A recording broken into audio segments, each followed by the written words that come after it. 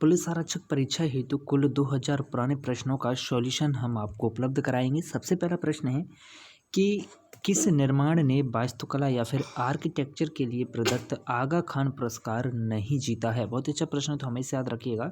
सबसे पहला प्रश्न आपके लिए ये तैयार हो जाता है कि आगा खान पुरस्कार किस हेतु दिया जाता है। तो बेस्ट वास्तुकला या फिर कहें बेस्ट आर्किटेक्चर के लिए आगा खान पुरस्कार दिया जाता है और यह पुरस्कार वल्लभ भवन को नहीं मिला है। ओके, अगला प्रश्न है कि निम्नलिखित देशों में से कौन सा देश है जो कि भारत के साथ अपनी सीमाएं साझा नहीं करता है। तो बर्मा ऐसा देश है जो भारत के साथ अपनी सीमाएं साझा नहीं करता है। इसके अलावा म्यांमार, नेपाल और भूटान, ये तीनों देश भारत के साथ अपनी सीमाएं साझा करते हैं। प्रश्न है कि भारत के संविधान की 8वीं अनुसूची में कौन सी भाषा को मान्यता प्राप्त नहीं है। तो हमेशा याद रखें कि अंग्रेजी भाषा को मान्यता प्राप्त नहीं है। प्रश्न इस तरह से भी बन जाता है कि भारतीय संविधान की कौन सी अनुसूची के अनुसार 22 भाषाओं को मान्यता प्राप्त है।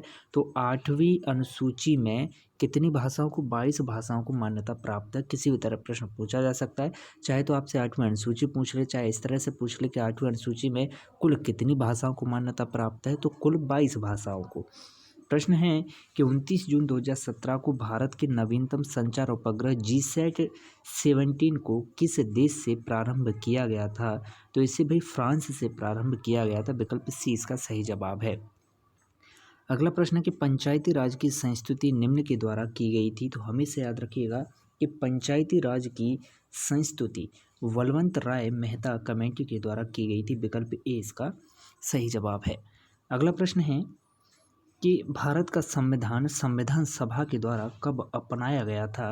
वेरी वेरी इंपॉर्टेंट, तो हमेशा याद रखें भारत का संविधान सभा के द्वारा अपनाया गया था 26 नवंबर 1949 को।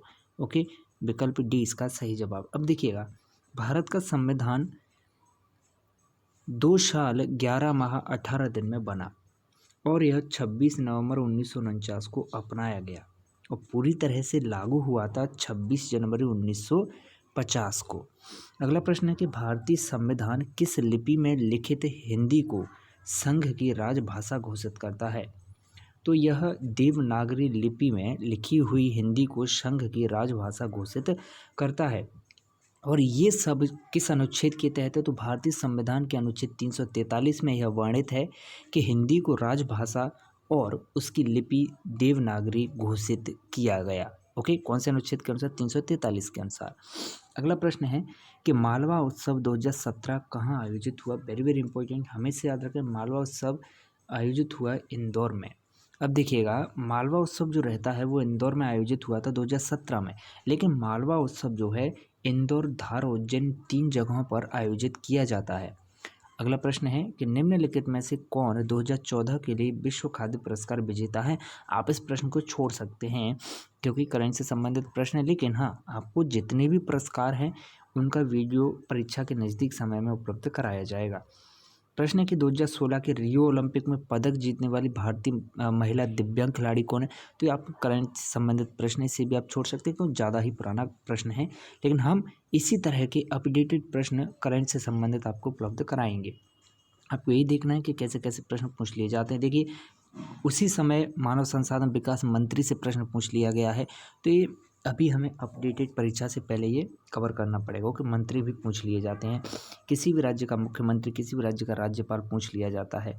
देखिए, ये बहुत बढ़िया प्रश्न है कि भारत के पहले मुसलमान राष्ट्रपति कौन थे। वेरी वेरी इंपॉर्टेंट, तो हमेशा याद रखना भारत के पहले मुसलमान राष्ट्रपति थे जाकिर हुसैन।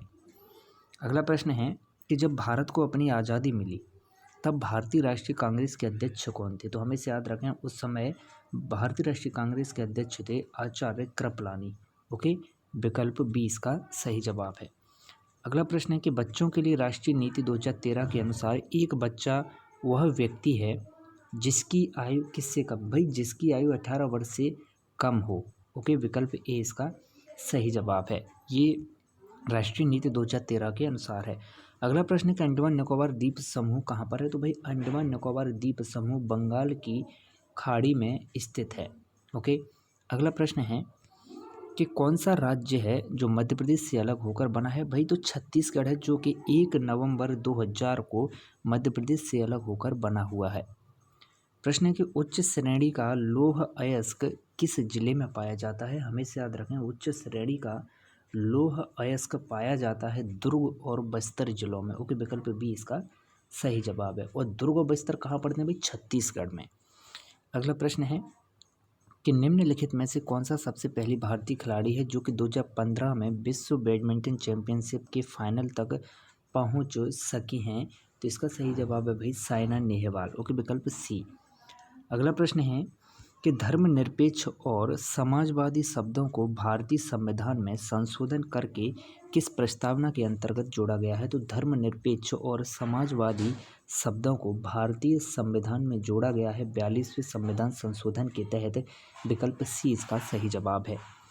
अगला प्रश्न है कि दिलवाड़ा समूह के जैन मंदिर कहाँ स्थित है? Very very important. तो हमेशा याद रखें कि दिलवाड़ा समूह के जैन मंदिर माउंट आबू में स्थित है। ओके, विकल्प डी इसका सही जवाब है। अब बात आती है कि माउंट आबू कहाँ है? तो भाई माउंट आबू राजस्थान में है। ओके, कहाँ पर? राजस्थान में। अगला प्रश्न है कि नेहा एक खास दिन को पूर्ण चंद्रमा देखती है, वह कितने दिन बाद पुनः पूर्ण चंद्रमा देख सकेगी? तो वह कुल 29 दिन में पूर्ण चंद्रमा देख सकेगी। क्योंकि 29 दिन में इसलिए क्योंकि 1 से 15 पूरा और 16 से घटना शुरू हो जाता है। ओके, चलिए, तो इस तरह हम आपको संपूर्ण पुलिस परीक्षा के पेपर्स का सॉल्यूशन उपलब्ध करा रहे हैं। आप बने रहें तेज एजुकेशन के साथ। प्लेलिस्ट में जाकर आप पूरे वीडियो क्रम से देख सकते हैं।